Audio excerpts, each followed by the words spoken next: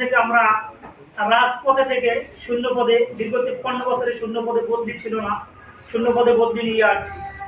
বেসরকারি শিক্ষকদের কোনো বদলি ছিল না এর আগে।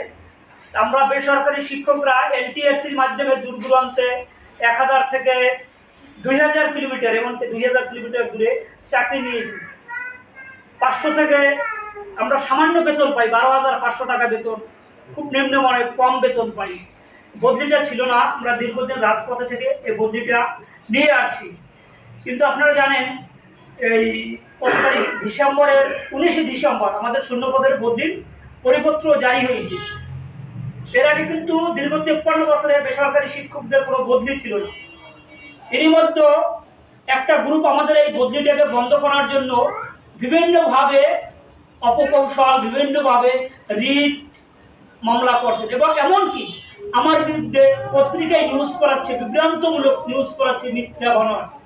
আপনারা জানেন আজকে যে আমি এই সংবাদ সম্মেলনটি করতেছি, এটা হচ্ছে পত্রিকায় বিভিন্ন ধরনের মিথ্যা বানোয়াট কুরুচিপূর্ণ মন্তব্য এবং ভিত্তিহীন নিউজ করার প্রতিবাদে।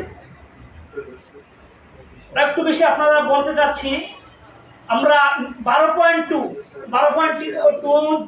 যে নীতিমালা এখানে উল্লেখ আছে, এনটিআরসি কর্তৃক সুপারিশপ্রাপ্ত শিক্ষকদের বদলি চালু করা। আমরা এই নীতিমালা আলোকে বদলি চাই এবং 3.16তে একটা বিষয় উল্লেখ আছে, বছরে একটা প্রতিষ্ঠান থেকে একজন শিক্ষক বদলি হতে পারে। এটা আমরা সংশোধনীর জন্য ইতিমধ্যে মন্ত্রণালয়ে আবেদন করেছি।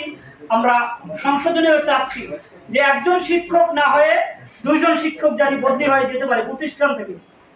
আরেকটা বিষয় কমপক্ষে, আরেকটি বিষয় হচ্ছে আপনারা জানেন নারী শিক্ষকরা দূর দূরান্তে চাকরি করে, নারী শিক্ষকরা স্বামীর কর্মস্থলে এবং স্বামীর নিজ জেলায় এবং স্ত্রীর কর্মস্থলে স্বামী যেন আসতে পারে, এই বিষয়টা আমরা সংশোধনীর জন্য আবেদন করেছি।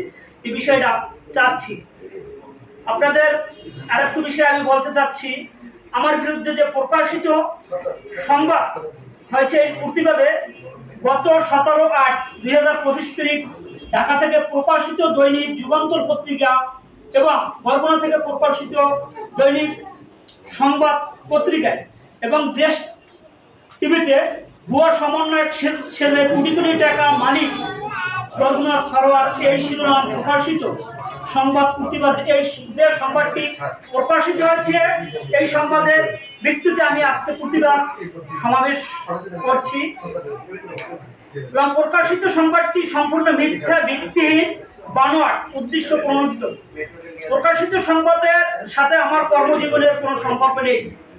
আমি এলটিএসির মাধ্যমে 2022 সালে মেধার ভিত্তিতে নিয়োগপ্রাপ্ত একজন ইংরেজি বিষয়ের প্রভাষক।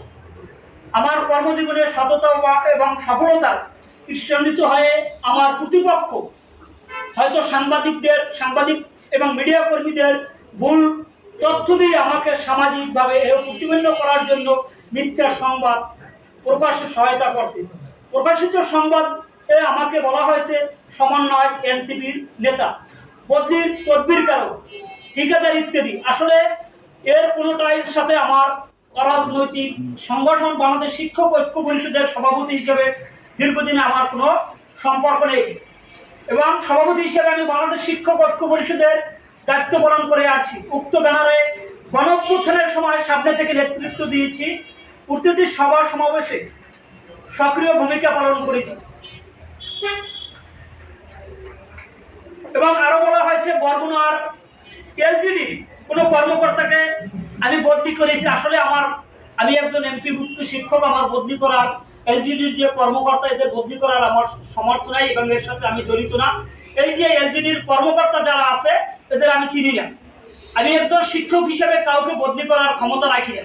এ বিষয়ে আমি কিছুই অবহিত নই, যেহেতু এলজিডি এবং জনস্বাস্থ্যের কোনো বিভাগই আমার নামে বেনামে লাইসেন্স নাই। ঠিকাদারি কাজের ব্যাপারে আমার কোনো অভিজ্ঞতা নেই, অতএব ঠিকাদারি কাজ করার প্রশ্নই ওঠে না।